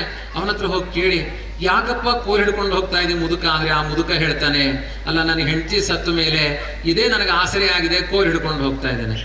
ಕಿವಿಯಲ್ಲಿ ಇನ್ನೊಂದು ಮಾತು ಹೇಳ್ರಿ, ಮುದುಕ ನಿನ್ನ ಹೆಂಡತಿ ಸತ್ಯಾಳಲ್ಲ, ಇನ್ನೊಂದು ಮದುವೆ ಆಗು. ಅವ್ನು ಮದುವೆ ಆಗಲ್ಲ ಅಂತ ಹೇಳಲ್ಲ, ನನಗೆ ಯಾರು ಹೆಣ್ಣು ಕೊಡ್ತಾರ ಅಂತ ಕೇಳ್ತಾರೆ. ಇದ್ರ ಅರ್ಥ ಏನು? ಕೊಟ್ರೆ ರೆಡಿ ಇದ್ದೇನೆ. ಆಸೆ ನೋಡಿ, ಧನಾಶ ಜೀವಿತಾಶ ಜೀರಿಯತೋಪಿ ನ ಜೀರಿಯತ. ಕೋಮಾ ಸ್ಟೇಜಲ್ಲಿ ಮಲಗಿರ್ತಾನೆ, ಕಿವಿಲಿ ಹೇಳ್ರಿ ನಿನ್ ಬೆಡ್ಡಿಂಗ್ ಬುಡದಲ್ಲಿ 10 kg ಬಂಗಾರ ಅದ, ಟಕ್ಕಂತ ಎದ್ದು ಕೂತ್ಕೋತಾನೆ. ಅದು ಹೆಂಗೆ ಎದ್ದು ಕೂತ? ಬಂಗಾರ ನಾಳೆ ಸಾಯ್ತಿ, ಬಂಗಾರದ ಆಸೆ ತಲೆಯಲ್ಲಿ ಹೊತ್ಕೊಂಡು. ತೂತಾದ ದೋಣಿ ಈ ದೇಹ, ಒಳಗಡೆಯಿಂದ ಆಯುಷ್ಯ ಶ್ರವಣ ಆಗ್ತಾ ಇದೆ, ಅದರಲ್ಲಿ ಆಸೆಗಳನ್ನು 1000 ತುಂಬಿಕೊಂಡಿದ್ದೀವಿ. ದೋಣಿಯಲ್ಲಿ, ತೂತಾದ ದೋಣಿಯಲ್ಲಿ ನದಿಯಲ್ಲಿ ದಾಟೋರಿಗೆ ಅದರೊಳಗಡೆ 10 kg ಸೆಗಣಿ ಹಾಕಿದ್ರು ಅದೇ ಭಾರ, 10 kg ಬಂಗಾರ ಹಾಕಿದ್ರು ಅದೇ ಭಾರ. ಸಾಯುವ ಈ ದೇಹದಲ್ಲಿ ಮಮತೆಯನ್ನು ಬಿಡ್ರಿ. ಮಮ ಮಾತಾ ಮಮ ಪಿತಾ ಮಮ ಭ್ರಾತ ಮಮಾತ್ಮಜಾಹ ಮಮೇದಮಿತಿ ಜಂತೂನ ಮಮತಾ ಬಾಧತೆ ವೃಥ. ಭಾಗವತ ಹೇಳುತ್ತೆ, ನನ್ನ ತಂದೆ ನನ್ನ ತಾಯಿನ ಹಾಗೆ ಹೇಳಬೇಡ್ರಿ.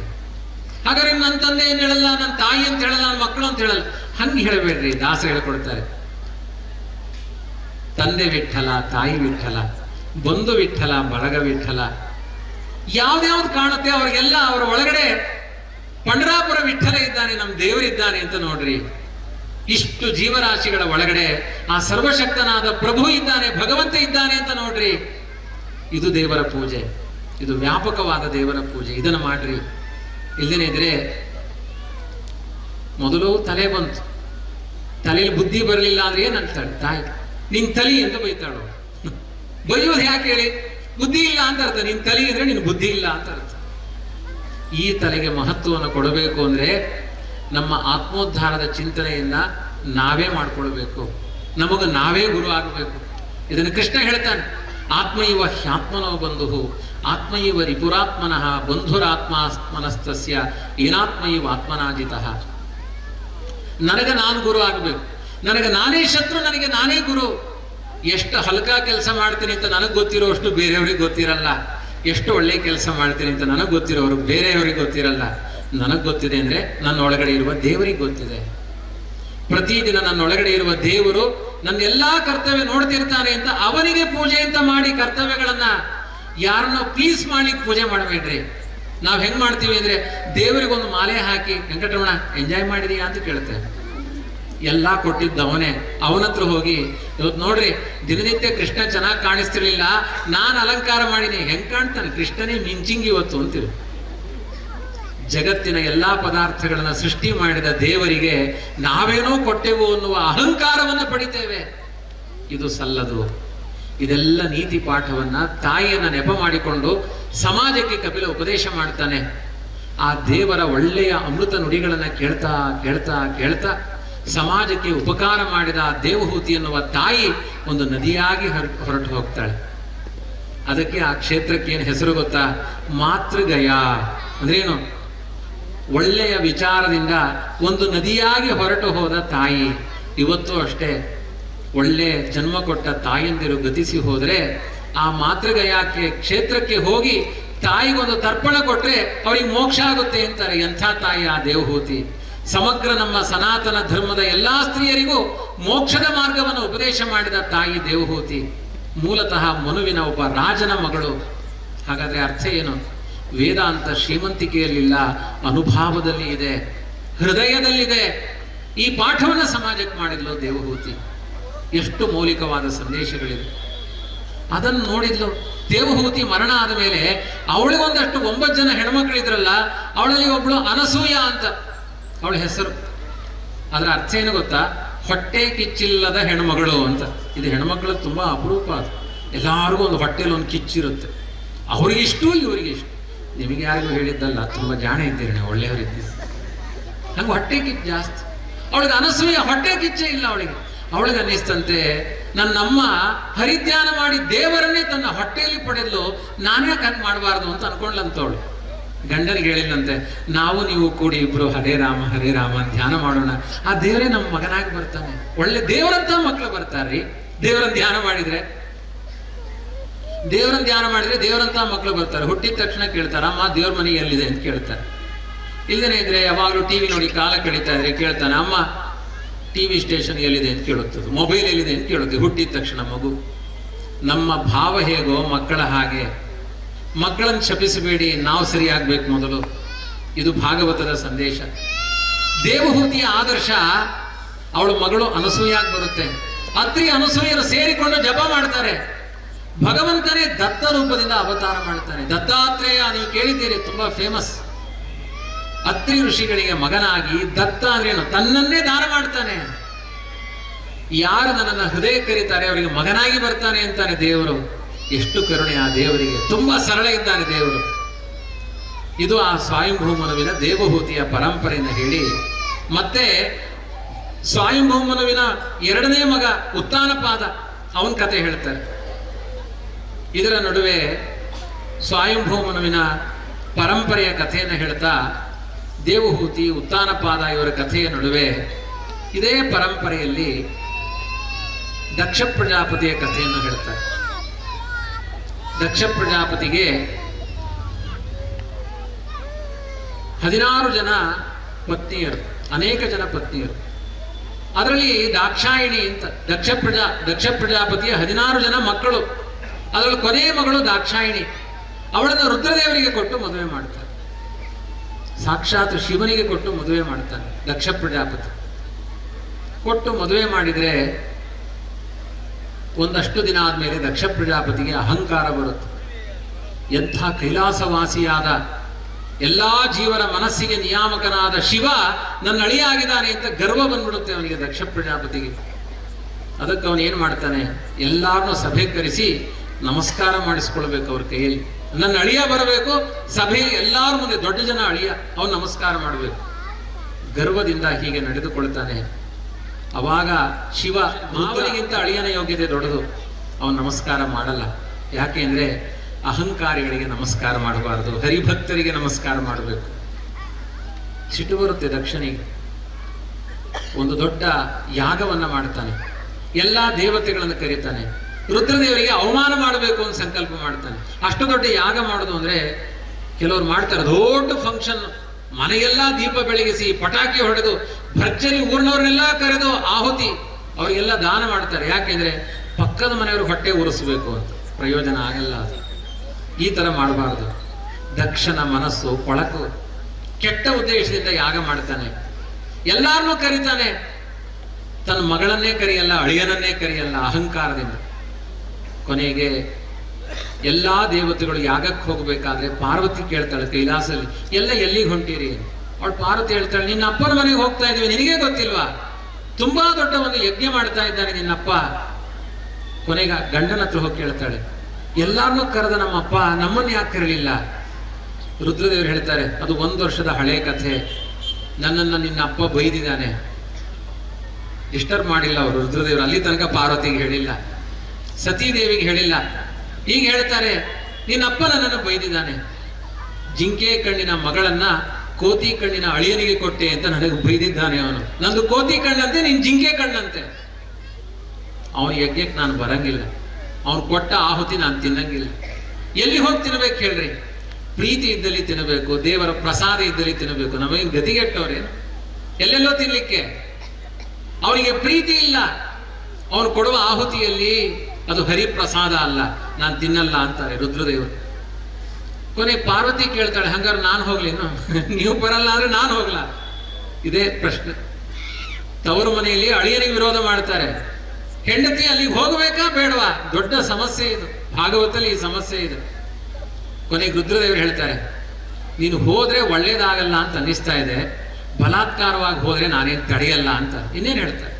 ನೀನು ಹೋಗೋದಾದ್ರೂ ಹೋಗು, ಒಳ್ಳೇದಾಗಲ್ಲ ಅಂತ ಅನ್ನಿಸ್ತಾ ಇದೆ. ಅದ್ಯಾಕೆ ಒಳ್ಳೇದಾಗಲ್ಲ? ನಮ್ಮ ಅಪ್ಪನ ಬುದ್ಧಿನೂ ಸರಿ ಮಾಡ್ತೀನಿ, ಅಮ್ಮನ ಬುದ್ಧಿನೂ ಸರಿ ಮಾಡ್ತೀನಿ ಅನ್ಕೊಂಡು ಹಠಮಾರಿಯಾಗಿ ಹೋಗ್ತಾಳೆ. ಸತಿ ಹೋಗ್ತಾಳೆ. ಹೋದ್ರೆ ರುದ್ರ ಹೇಳಿರ್ತಾನೆ, ದಕ್ಷ ಹೇಳಿರ್ತಾನೆ, ರುದ್ರದೇವ್ರ ಫ್ಯಾಮಿಲಿ ಮೆಂಬರ್ಸ್ ಯಾರು ಬಂದ್ರು ಅವ್ರಿಗೆ ಸ್ವಾಗತ ಮಾಡಬಾರ್ದು ಅಂತ ಹೇಳಿರ್ತಾನೆ. ಇವಳನ್ನೆಲ್ಲ ದುರ್ಗುಟ್ಕೊಂಡು ನೋಡೋರೆ. ಆದ್ರೂ ಸುಮ್ಮನೆ ನಿಂತ್ಕೊಳ್ತಾಳೆ, ಯಾಗಕ್ಕೆ ಬಂದಿದ್ದೀನಿ, ಕೈ ಮುಗಿದು ಹೋಗೋಣ ಅಂತ.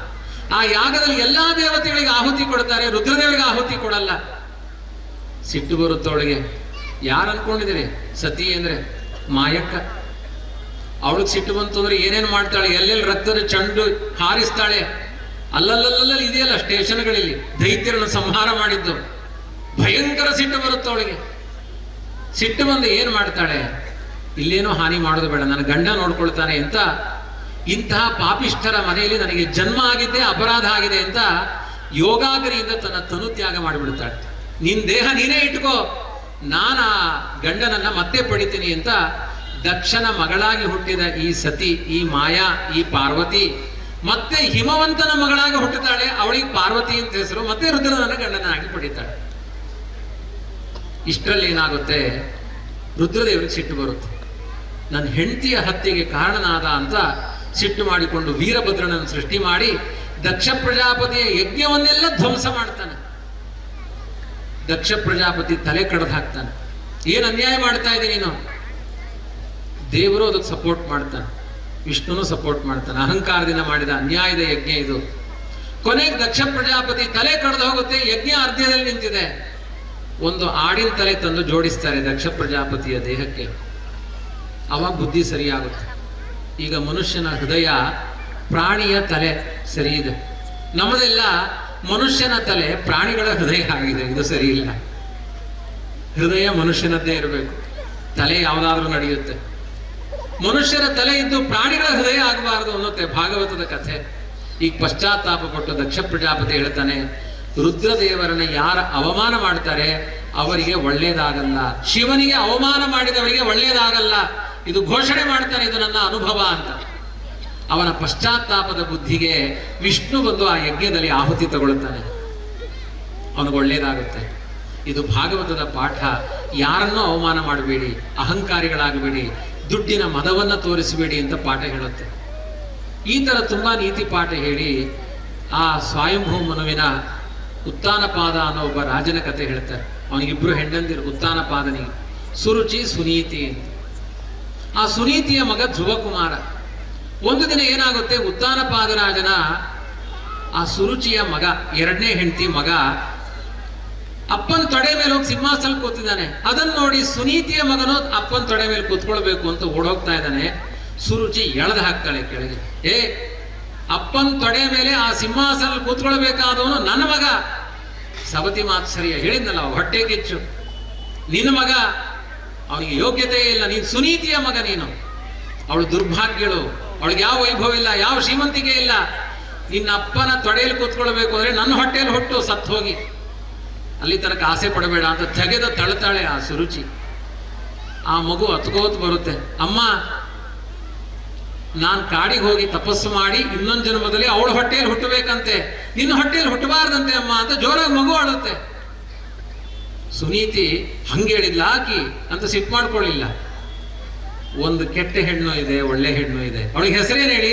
ಸುನೀತಿ. ನೀತಿಯೇ ಹೇಳ್ತಾಳವಳು. ಅವಳು ಸುರುಚಿ ಅಂದ್ರೇನು? ಬರೀ ಕುರ್ಕುರೆ ಪರ್ಪರೆ ತಿನ್ನೋದು ಮಾತನಾಡೋದು ಅಷ್ಟೇ ಕೆಲಸ ಅವಳದ್ದು. ಸುನೀತಿ ಹೇಳ್ತಾಳೆ, ಮಗನೇ ಯಾರಿಗೂ ಕೆಟ್ಟದ್ದನ್ನ ಬಯಸಬೇಡ. ಅವಳು ಒಳ್ಳೆ ಮಾತು ಹೇಳಿದಾಳು ನೋಡು, ಕಾಡಿಗೆ ಹೋಗಿ ದೇವರನ್ನ ಕುರಿತು ತಪಸ್ಸು ಮಾಡು. ಯಾರ ಹೊಟ್ಟೆಯಲ್ಲಿ ಹುಟ್ಟಬೇಕು ಅಂತ ಅವನ ಸಂಕಲ್ಪ. ನೀನು ಕಾಡಿಗೆ ಹೋಗಿ ದೇವರನ್ನ ಧ್ಯಾನ ಮಾಡು, ಹರಿಕೃಷ್ಣ ಅನ್ನೋ. ಅವಳು ತಾಯಿ, ನಾನು ತಾಯಿ, ಒಳ್ಳೆ ಉಪದೇಶ ಮಾಡ್ತಾ ಇದ್ದೀವಲ್ಲ, ಒಳ್ಳೆದನ್ನು ಸ್ವೀಕಾರ ಮಾಡು. ಹೌದು ಅನ್ಸುತ್ತೆ ಆ ಧ್ರುವ ಕುಮಾರನಿಗೆ. ಅಮ್ಮ ಹಾಗಾದ್ರೆ ನಾನು ಕಾಡಿಗೆ ಹೋಗಿ ಹರೇ ಕೃಷ್ಣ ಗೋವಿಂದ ಅಂದ್ರೆ ದೇವರು ಸಿಗ್ತಾನ? ಖಂಡಿತ ಸಿಗ್ತಾನೆ. ಕಾಡಿಗೆ ಹೋಗ್ತಾನೆ, ನಾರದರು ಉಪದೇಶ ಮಾಡ್ತಾರೆ ಹೇಗೆ ಧ್ಯಾನ ಮಾಡಬೇಕು ಅಂತ. ಧ್ಯಾನ ಮಾಡ್ತಾನೆ ಧ್ರುವ ಕುಮಾರ. 6 ತಿಂಗಳಲ್ಲಿ ಇದನ್ನ ಭಾಗವತ ಹೇಳುತ್ತೆ. ಕಲಿಯುಗದಲ್ಲಿ ಪ್ರತಿದಿನ 1 ಗಂಟೆ ಏಕಾಗ್ರತೆಯಿಂದ ಹರೇ ರಾಮ ಹರೇ ಕೃಷ್ಣ ಅಂತ ಧ್ಯಾನ ಮಾಡಿದ್ರೆ ನಮ್ಮ ಕಣ್ಣು ಮುಂದೆ ಕೃಷ್ಣ ಮಾತಾಡೋದು ಕಾಣಿಸುತ್ತೆ ಅಂತ ಹೇಳುತ್ತೆ ಭಾಗವತ. ಧ್ರುವ ಕುಮಾರ ಆ ರೀತಿ ಧ್ಯಾನ ಮಾಡ್ತಾನೆ. ಕೃಷ್ಣ ಶಂಖಚಕ್ರ ಗದಾಧಾರಿಯಾಗಿ ಬಂದು ನಿಂತ್ಕೊಳ್ತಾನೆ. ಸಂತೋಷ ಆಗ್ಬಿಡುತ್ತೆ ಧ್ರುವ ಕುಮಾರನಿಗೆ. ಕೃಷ್ಣ ಅನುಗ್ರಹ ಮಾಡ್ತಾನೆ. ಇಷ್ಟರಲ್ಲಾಗಲೇ 6 ತಿಂಗಳಲ್ಲಿ ಏನ್ ಕಥೆ ಆಗೋಗಿದೆ ಅಂದ್ರೆ, ಸುರುಚಿಯ ಮಗ ಉತ್ತಮ ಅಂತ ಅವನು ಕಾಡಿನಲ್ಲಿ ಒಬ್ಬ ಗಂಧರ್ವನ ಜೊತೆಗೆ ಯುದ್ಧಕ್ಕೆ ಹೋಗಿ ಅದ್ರಲ್ಲಿ ಸತ್ತೇ ಹೋಗಿದ್ದಾನು. ನಾವು ಬಯಸುವುದು ನನ್ನ ಮಗನಿಗೆ ಸಾಮ್ರಾಜ್ಯ ಅಂತ, ದೇವರು ಬಯಸುವುದು ಬೇರೆ ಇನ್ನೊಬ್ಬನಿಗೆ ಸಾಮ್ರಾಜ್ಯ. ಇದನ್ನೇ ಹರಿಚಿತ್ತ ಅನ್ನುತ್ತೆ ಭಾಗವತ. ಸ್ವಾರ್ಥಕ್ಕೆ ನೀವೇನು ಆಸೆ ಪಡಬೇಡಿ, ದೇವರು ಕೊಟ್ಟದ್ದನ್ನ ಪ್ರಸಾದ ಅಂತ ಸ್ವೀಕಾರ ಮಾಡಿ. ಎಷ್ಟು ಸ್ವಚ್ಛವಾದ ಮಾತುಗಳಿಂದ ಹೇಳುತ್ತೆ ಭಾಗವತ. ಧ್ರುವ ಕುಮಾರನಿಗೆ 36,000 ವರ್ಷ ಸುಖ ಸಮೃದ್ಧಿಯಿಂದ ಕೂಡಿದ ರಾಜ್ಯ ಸಿಗುತ್ತೆ. ಕೊನೆಗೆ ವಿರಕ್ತನಾಗಿ ಧ್ರುವ ಕುಮಾರ ಆಲೋಚನೆ ಮಾಡ್ತಾನೆ, ನನಗೆ ಕಂಟಕ ಇತ್ತು, ರಾಜ್ಯ ಇರಲಿಲ್ಲ, ನನ್ನಮ್ಮನಿಗೆ ದುಃಖ ಇತ್ತು, ದೇವರ ಕಂಡ ಭಾಗ್ಯಗಳು ಸಿಕ್ತು, ಇನ್ನು ಉಳಿದ ನನ್ನ ಬದುಕಿನ ಆಯುಷ್ಯವನ್ನ ದೇವರಿಗೆ ಅರ್ಪಣೆ ಮಾಡ್ತೀನಿ. 50-60 ವರ್ಷ ಆದ್ಮೇಲಾದ್ರೂ ದೇವರ ಕಥೆ ಕೇಳಬೇಕು. 90 ವರ್ಷದ ತನಕ ಹಣ ಸಂಪಾದನೆ ಮಾಡ್ತೀನಿ, ಫ್ಯಾಕ್ಟ್ರಿಗೆ ಹೋಗ್ತೀನಿ ಅಂದ್ರೆ ಅವನಂಥ ಕೆಟ್ಟ ಮನುಷ್ಯ ಸಮಾಜದಲ್ಲಿಲ್ಲ. ದೇಹ ನರನಾಡಿಗಳೆಲ್ಲ ಶಿಥಿಲ ಆಗಬೇಕಾದ್ರೂ ಗೋವಿಂದ ನಾರಾಯಣ ಅನ್ಬೇಕು. ಧ್ರುವ ಕುಮಾರ ಬದರಿ ಕ್ಷೇತ್ರಕ್ಕೆ ಹೋಗ್ತಾನೆ, ಗೋವಿಂದನನ್ನ ಧ್ಯಾನ ಮಾಡ್ತಾನೆ, ವೈಕುಂಠಕ್ಕೆ ಸೇರಿಕೊಳ್ತಾನೆ. ಇದೆಲ್ಲ ಆದರ್ಶಗಳನ್ನ ಭಾಗವತ ಹೇಳುತ್ತೆ. ಒಂದು ಕಾಲದ ದುಃಖಗಳು ಬಂದ್ರೆ ದೇವರಲ್ಲಿ ಶರಣಾಗತರಾಗಿ ಸುಖಗಳನ್ನ ಕೊಡ್ತಾನೆ, ಮತ್ತೆ ಅವನಿಗೆ ಸಮರ್ಪಣೆ ಮಾಡಿ ಸುಖ ಸಿಕ್ಕಾಗ ಮದಭರಿತರಾಗಿ ದೇವರನ್ನ ಮರಿಬೇಡಿ ಅಂತ ಕಿವಿ ಹಿಂಡುತ್ತೆ ಭಾಗವತ. ಇದನ್ನೇ ಕೊನೆಗೆ ಭಾಗವತ ಹೇಳುವ ಸಂದೇಶ. ಸರ್ವೇಷಾಮಪಿ ಜಂತೂನಾಂ ಸತತಂ ದೇಹ ಪೋಷಣೆ ಅಸ್ಥಿ ಪ್ರಜ್ಞಾ ನಿಜಾಯತ್ತ ಕೋ ವಿಶೇಷ ತಯಾಂದ್ರಣ. ಒಂದು ಇರುವೆ, ಅದಕ್ಕೆ ತನ್ನ ಹೆಂಡತಿ ಮಕ್ಕಳು ಅಂತಿದ್ದಾರೆ. ತನ್ನ ಹೆಂಡತಿ, ತನ್ನ ಸುಖ, ತನ್ನ ಮಕ್ಕಳು, ಅದಕ್ಕೊಂದು ಸುಖ ಇದೆ. ಒಂದು ಹಸು, ಅದಕ್ಕೊಂದು ಕರು, ಅದಕ್ಕೊಂದು ಮಮತೆ, ಅದರ ಮೈ ನೆಕ್ಕುತ್ತೆ, ಪ್ರೀತಿ ಮಾಡುತ್ತೆ, ಹಾಲು ಉಣಿಸುತ್ತೆ. ಯಾವ ಪ್ರಾಣಿ ಪಕ್ಷಿ ಕೀಟ ಪ್ರಪಂಚ ತೆಗೆದುಕೊಳ್ಳಿ, ತನ್ನ ಮಕ್ಕಳು ಅನ್ನುವ ಮೋಹ ಯಾರಿಗಿಲ್ಲ. ಇದೇ ಮನುಷ್ಯನೂ ಮಾಡ್ತಾನೆ. 2 ಮಕ್ಕಳು, ಅವರಿಗೋಸ್ಕರ ದುಡಿಮೆ ಮಾಡದೆ ಹೆಂಡತಿ ಮನೆ ಕಟ್ಟಿದೆ. ಆ ಪ್ರಾಣಿ ಪಕ್ಷಿಗಳಿಗೂ ನಿಮಗೂ ಏನು ವ್ಯತ್ಯಾಸ ಅಂತ ಕೇಳುತ್ತೆ ಭಾಗವತ. ಅವುಗಳು ಮಕ್ಕಳು ಮಾಡಿದ್ವು, ನಾವು 2 ಮಕ್ಕಳು. ಒಂದು ಇರುವೆಗೆ 100 ಜನ ಮಕ್ಕಳು. ಎಲ್ಲರಿಗೂ ಮಮತೆಯಿಂದ ಸಕ್ಕರೆ ತಿನ್ನಿಸುತ್ತೆ ಅದು, ಬೆಲ್ಲ ತಿನ್ನಿಸುತ್ತೆ ಅದು. ನಾವು ವಿಷ ತಿನ್ನಿಸ್ತೀವಿ, ಹುಟ್ಟಿದ ತಕ್ಷಣ ಮಕ್ಕಳಿಗೆ ಇಂಜೆಕ್ಷನ್ ಹಾಕ್ತೀವಿ. ಹುಟ್ಟುದು ಆಸ್ಪತ್ರೆಯಲ್ಲಿ, ಸಾಯುವುದು ಆಸ್ಪತ್ರೆಯಲ್ಲಿ. ಯಾರಿಗೂ ನಾರ್ಮಲ್ ಡೆಲಿವರಿ ಇಲ್ಲ, ಎಲ್ಲರಿಗೂ ಸಿಜೇರಿಯನ್. ಎಲ್ಲಿಯಾದ್ರೂ ಇರುವೆಗಳಿಗೆ ಸಿಜೇರಿಯನ್ ಕೇಳಿದ್ದೀರಾ? ಎಲ್ಲ ನಾರ್ಮಲ್ ಡೆಲಿವರಿ. ಅವುಗಳಿಗಿರುವ ಸುಖ ನಮಗಿದೆಯಾ? ಅರಣ್ಯ ಎಷ್ಟು ನಿರ್ಮಲವಾಗಿರುತ್ತೆ, ಸಿಟಿಗಳು ಎಷ್ಟು ಕೊಳಕಾಗಿರುತ್ತೆ. ಪ್ರಾಣಿಗಳಿಗಿರುವ ಸುಖ ಮನುಷ್ಯನ ಜೀವನದಲ್ಲಿಲ್ಲ. ಹಾಗಾದ್ರೆ ಮನುಷ್ಯನಿಗೂ ಪ್ರಾಣಿಗಳಿಗೂ ಏನು ವ್ಯತ್ಯಾಸ? ಬಾಯಿ ತೆಗೆದ್ರೆ ಮಾನವನಿಗೆ ಕೃಷ್ಣ ಗೋವಿಂದ ಅಂತ ಹೇಳಲಿಕ್ಕೆ ಬರುತ್ತೆ, ಪ್ರಾಣಿಗಳಿಗೆ ಹೇಳಲಿಕ್ಕೆ ಬರಲ್ಲ. ಹಾಗಾಗಿ ಪ್ರಾಣಿಗಳಿಗಿಂತ ಮನುಷ್ಯ ಜಾಸ್ತಿ ದೊಡ್ಡವ. ಅದನ್ನು ಹೇಳಿಲ್ಲ ಅಂದ್ರೆ ಪ್ರಾಣಿ ಪಕ್ಷಿಗಳಿಗಿಂತ ಅಧಮನಾಗಿದ್ದಾನೆ ಜೀವ. ಇದು ಭಾಗವತ ಹೇಳುತ್ತೆ. ಈ ದೇಹ ಕೊಟ್ಟಿದ್ದು ದೇವರು, ಸಮರ್ಪಣೆ ಅವನಿಗೆ ಎನ್ನುವ ಎಚ್ಚರ ಇರಲಿ. ನಿಮ್ಮ ಅಪ್ಪನಿಗೆ ಯಾರು ಗಂಡು ಹುಟ್ಟುತ್ತಾ ಹೆಣ್ಣು ಹುಟ್ಟುತ್ತಾ ಹುಟ್ಟುವ ತನಕ ಗೊತ್ತಾಗಲ್ಲ, ಡಾಕ್ಟ್ರು ಹೇಳಲ್ಲ, ಹೇಳಿದ್ರೆ ಅಫೆನ್ಸ್ ಅದು. ಮಗು ಆಗುತ್ತಾ ಇಲ್ವಾ? ಎಷ್ಟೋ ಜನ ಮಕ್ಕಳೇ ಆಗಿಲ್ಲ. ಕೆಲವರಿಗೆ ಬಯಸದೇ ಇದ್ರೂ ಮಕ್ಕಳಾಗಿದ್ದಾರೆ, ಕೆಲವರು ಗಂಡು ಗೊತ್ತಿಲ್ಲ ಹೆಣ್ಣು ಗೊತ್ತಿಲ್ಲ ಹುಟ್ಟಿದ್ದಾರೆ. ಹಾಗಾದ್ರೆ ಏನರ್ಥ? ನಾವು ಹುಟ್ಟಿದ್ದು ಆ ದೇವನಿಂದ, ನಮ್ಮ ಅಪ್ಪನ ಸಂಕಲ್ಪದಿಂದ ಅಲ್ಲ. ಅವನೊಬ್ಬ ನೆಪ, ಅವನಿಗೊಂದು ಗೌರವ ಇದೆ, ಅವನಲ್ಲೊಂದು ಭಗವಂತ ಇದ್ದಾನೆ. ನಮ್ಮ ಸಮರ್ಪಣೆ ಯಾರಿಗೆ? ಆ ಭಗವಂತನಿಗೆ. ವಾಚಂ ಯಚ್ಚ ಮನೋ ಯಚ್ಚ ಯಚ್ಚ ಪ್ರಾಣೇಂದ್ರಿಯಾಣಿ ಚ ಆತ್ಮಾನಂ ಆತ್ಮನ ಯಚ್ಚ. ನಿನ್ನ ಮಾತು, ನಿನ್ನ ಮನಸ್ಸು, ನಿನ್ನ ಕೃತಿ, ನಿನ್ನ ದುಡಿಮೆ, ನಿನ್ನ ಸರ್ವಸ್ವವನ್ನ ಅವನ ಪಾದಾರವಿಂದಕ್ಕೆ. ತ್ವಮೇವ ಮಾತಾ ಚ ಪಿತಾ ತ್ವಮೇವ, ತ್ವಮೇವ ಬಂಧುಶ್ಚ ಸಖಾ ತ್ವಮೇವ, ತ್ವಮೇವ ವಿದ್ಯಾ ದ್ರವಿಣಂ ತ್ವಮೇವ, ತ್ವಮೇವ ಸರ್ವಂ ಮಮ ದೇವ ದೇವ. ನನ್ನ ಬದುಕಿನ ಸರ್ವಸ್ವ ನೀನು ಅನ್ನುವ ಭಾವದಿಂದ ಆ ದೇವರಿಗೆ ಅರ್ಪಣೆ ಮಾಡಿ. ಇಷ್ಟು 4 ಚಾಪ್ಟರ್ ಮುಗಿತಿ. ಪ್ರಥಮ ಸ್ಕಂದ, ದ್ವಿತೀಯ ಸ್ಕಂದ, ತೃತೀಯ ಸ್ಕಂದ, ಚತುರ್ಥ ಸ್ಕಂದ ಅಂತ ಕಥೆಯಲ್ಲಿಗೆ ಮುಗಿತು.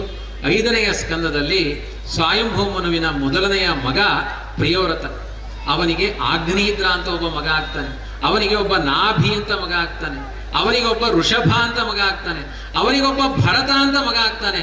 ಆ ಭರತನಿಂದಲೇ ಈ ದೇಶಕ್ಕೆ ಭಾರತ ಅಂತ ಹೆಸರು ಬಂದಿದೆ ಅಂತ ಭಾಗವತ. ದೇಶ ಭಾಗವತದಿಂದ ಪ್ರತಿಪಾದ್ಯವಾದ ದೇಶ. ನ್ಯೂ ಜರ್ಸಿ ಯಾವ ಪುರಾಣದಲ್ಲಿ ಅದರ ಹೆಸರಿಲ್ಲ, USA ಅದು ಎಲ್ಲೂ ಪುರಾಣದಲ್ಲಿಲ್ಲ. ನಮ್ಮ ಭಾರತ ದೇಶದ ಕಥೆ, ಕರ್ನಾಟಕ ಅನ್ನುವ ಶಬ್ದ, ಭಾರತ ಅನ್ನುವ ಶಬ್ದ, ಇದು ಕೋಟಿ ಕೋಟಿ ವರ್ಷಗಳಿಂದ ವೇದವ್ಯಾಸ ದೇವರು ಕೊಟ್ಟ ಹೆಸರು. ಅದನ್ನು ಉಳಿಸಿಕೊಂಡ ಭಾರತೀಯರು ನಾವು ಅನ್ನುವ ಹೆಮ್ಮೆ ನಮ್ಮೆಲ್ಲರ ಪಾಲಿಗಿರಬೇಕಾಗಿದೆ. ಭರತನಿಂದ ಬಂದ ದೇಶ ಇದು ಭಾರತ ದೇಶ. ಆ ಭರತನ ಕಥೆ ಏನು? ಆ ಭಗವಂತನ ಅನುಗ್ರಹದ ಮುಂದಿನ ಆಯಾಮಗಳೇನು ಅನ್ನುವುದನ್ನೆಲ್ಲ ಭಾಗವತ ತುಂಬಾ ವಿಸ್ತಾರವಾಗಿ, ತುಂಬಾ ರಮಣೀಯವಾಗಿ ಅನೇಕ ಕಥೆಗಳ ಮೂಲಕ ಜೀವರಿಗೆ ಬೇಕಾದ ಕರ್ತವ್ಯಗಳನ್ನು ಬೋಧಿಸುತ್ತೆ ಎನ್ನುವುದನ್ನ ಮತ್ತೆ ನಾಳೆ ಸೇರಿದಾಗ, ನಾಳೆ ಹರಿದಿನ. ಹರಿದಿನ ಅಂದ್ರೆ ಏನು? 15 ದಿನಕ್ಕೊಮ್ಮೆ ಏಕಾದಶಿ ಉಪವಾಸ ಮಾಡಬೇಕು ಅಂತ ಇದೆ. ಇದು ಬ್ರಾಹ್ಮಣರ ವ್ರತ ಅಲ್ಲ, ಮನುಷ್ಯರ ವ್ರತ. ಒಬ್ರು ಬೆಂಗಳೂರಿನಲ್ಲಿ PhD ಮಾಡಿದ್ದಾರೆ, ಬೀದಿ ನಾಯಿಗಳು ಏಕಾದಶಿ ಅನ್ನ ತಿನ್ನಲ್ಲ ಅಂತ. ಯಾಕೆಂದ್ರೆ ಎಲ್ಲಾ ರೋಗ ಏಕಾದಶಿ ಅನ್ನದಲ್ಲಿ ಇರುತ್ತಂತೆ, ನಾವು ತಿಂದ್ರೆ ಅದಕ್ಕಿಂತ ಕಡೆ ಆಗ್ತೇವೆ ಅಂತ ಅರ್ಥ. ಹಾಗಾಗಿ ಅನ್ನ ತಿನ್ನಬಾರದು, ಬೇಯಿಸಿದ ಪದಾರ್ಥ ತಿನ್ನಬಾರದು. ಅನಿವಾರ್ಯ ಆದ್ರೆ ಹಣ್ಣು ಹಾಲು, ಓಕೆ, ಹಣ್ಣು ಹಾಲು ತಿನ್ರಿ. ನಿಮ್ಮ ದೇಹ ಅದಕ್ಕೊಂದು ಸರ್ವಿಸ್ ಬೇಕು. ಗಾಡಿ ಓಡ್ತಾನೇ ಇದ್ರೆ ಅದಕ್ಕೆ ಆಯಿಲ್ ಸರ್ವಿಸ್ ಬೇಕಾ ಬೇಡವಾ? 15 ದಿನ ತಿಂತಾನೇ ಇರ್ತೇವೆ, ಸ್ವಲ್ಪ ಸ್ಪೀಡ್ ಬ್ರೇಕ್ ಸ್ಟಾಪ್ ಮಾಡ್ರಿ. ನಾಳೆ ಏಕಾದಶಿ ತಿನ್ನಬೇಡ್ರಿ. ನಭೋಕ್ತವ್ಯಂ ನಭೋಕ್ತವ್ಯಂ ಸಂಪ್ರಾಪ್ತೆ ಹರಿವಾಸರೆ. ಭಾಗವತ ಹೇಳುತ್ತೆ ಅಂಬರೀಷನ ಕಥೆಯಲ್ಲಿ, ಏಕಾದಶಿ ಬಂದಾಗ ತಿನ್ನಬೇಡ್ರಿ. ತಿಳಿಯುವ ದಿನ ಹೊರತು ತಿನ್ನುವ ದಿನ ಅಲ್ಲ ಏಕಾದಶಿ. 15 ದಿನಗಳಿಗೊಮ್ಮೆ ಈ ದೇಹಕ್ಕೊಂದು ಸರ್ವಿಸ್ ಕೊಡಬೇಕು. ಉಪವಾಸ ಮಾಡ್ರಿ. 15 ದಿನ ನೀವು ಮಾಡಿದ ಪಾಪ ಎಲ್ಲ ಹೊಟ್ಟೆಯಲ್ಲಿ ಹುಟ್ಟುವ ಹಸಿವೆಂಬ ಬೆಂಕಿ ಅದನ್ನು ಸುಟ್ಟು ಹಾಕುತ್ತೆ. ಪಾಪವನ್ನು ತೊಳೆದುಕೊಳ್ಳಿಕ್ಕೆ ಅತ್ಯಂತ ಶ್ರೇಷ್ಠವಾದ ದಿನ ಅದು ಶುದ್ಧವಾದ ಏಕಾದಶಿ ದಿನ ಅಂತ ಹೇಳಿದ್ದಾರೆ. ಶಕ್ಯ ಇದ್ದವರು ಮಾಡ್ರಿ. ಅನೇಕ ಮಂದಿಯಲ್ಲಿ ಮಾಡೋರು ಇದ್ದಾರೆ, ನಂಗೆ ಗೊತ್ತಿದೆ.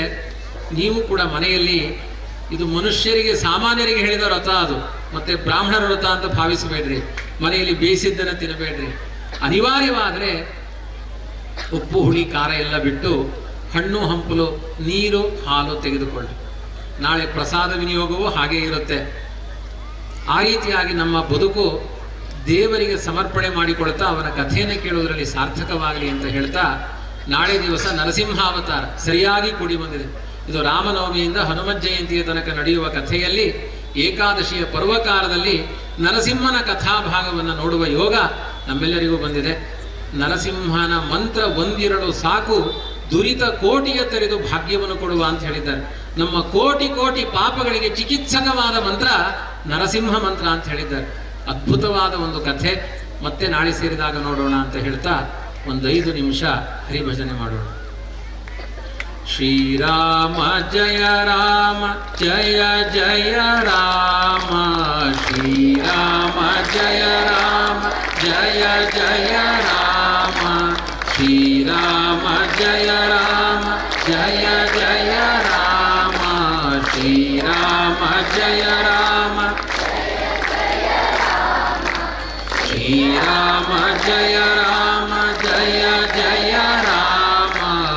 ಶ್ರೀರಾಮ ಜಯ ರಾಮ ಜಯ ಜಯ ರಾಮ ಶ್ರೀರಾಮ ಜಯ ರಾಮ ಜಯ ಜಯ ರಾಮ ಶ್ರೀರಾಮ ಜಯ ಜಯ ರಾಮ ಶ್ರೀರಾಮ ಜಯ ರಾಮ ಜಯ ಜಯ ರಾಮ ಶ್ರೀರಾಮ ಜಯ ರಾಮ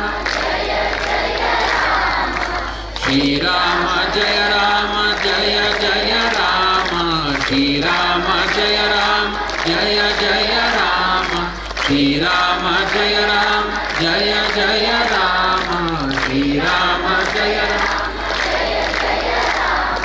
ಶ್ರೀರಾಮ ಜಯ ರಾಮ ಜಯ ಜಯ ರಾಮ ಶ್ರೀರಾಮ ಜಯ ರಾಮ ಜಯ ಜಯ ರಾಮ ಶ್ರೀರಾಮ ಜಯ ರಾಮ ಜಯ ಜಯ ರಾಮ ಶ್ರೀರಾಮ ಜಯ ರಾಮ ಶ್ರೀರಾಮ ಜಯ ರಾಮ ಜಯ ಜಯ ರಾಮ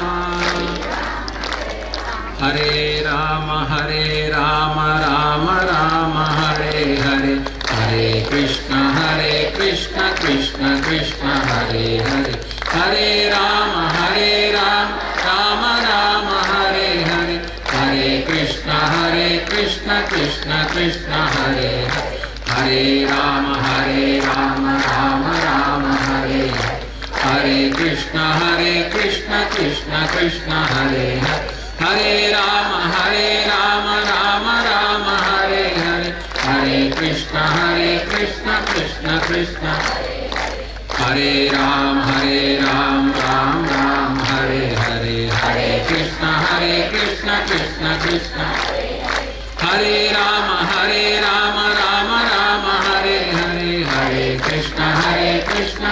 ಕೃಷ್ಣ ಕೃಷ್ಣ ಹರೇ ಹರೇ ಹರೇ ನಮಃ. ಎಲ್ಲ ಗಟ್ಟಿಯಾಗಿ ಹೇಳ್ರಿ, ಎಚ್ಚರ ಇದ್ದೀರೋ ಇಲ್ಲೋ ಗೊತ್ತಿಲ್ಲ, ನಿದ್ರೆ ಮಾಡ್ತಾ ಇದ್ದೀರಾ. ಹರೇ ನಮಃ.